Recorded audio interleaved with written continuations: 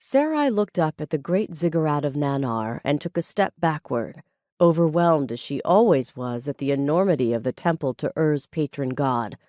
The steps rising upward, forever upward, drew her gaze to the triangular peak, its god's eye view gazing down at her, watching.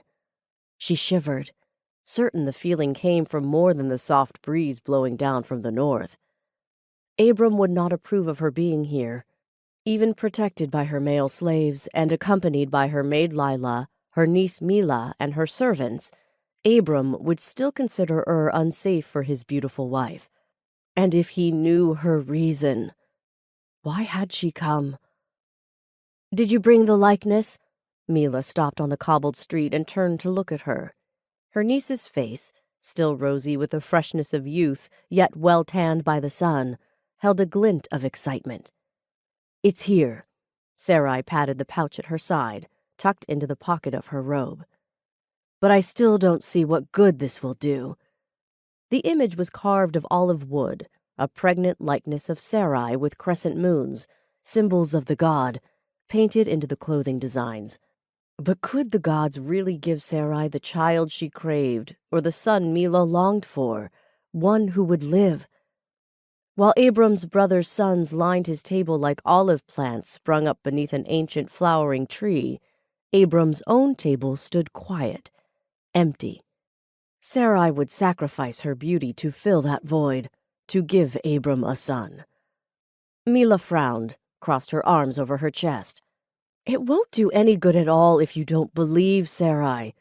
Her gaze dropped to Sarai's flat stomach. "Obviously you need help."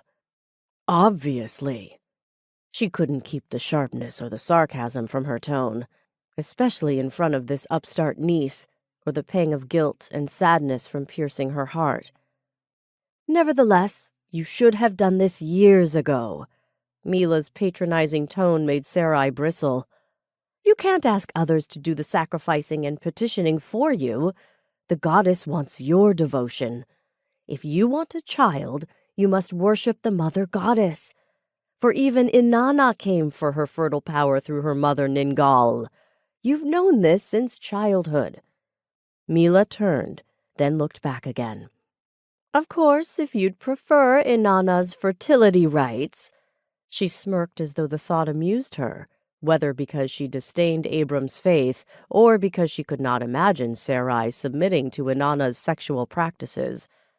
Probably both, considering Mila's blatant interest in the love goddess and her impassioned ways. Sarai lifted her chin and tilted her gaze away from Mila. She nodded to her slaves and continued around the ziggurat to the streets behind until she came upon the courtyard fencing in Ningal's temple. Columns stood on either side of the gate with steps leading to two great sculpted doors, where bowls carved into the wood gave silent otherworldly protection to all who dwelled therein.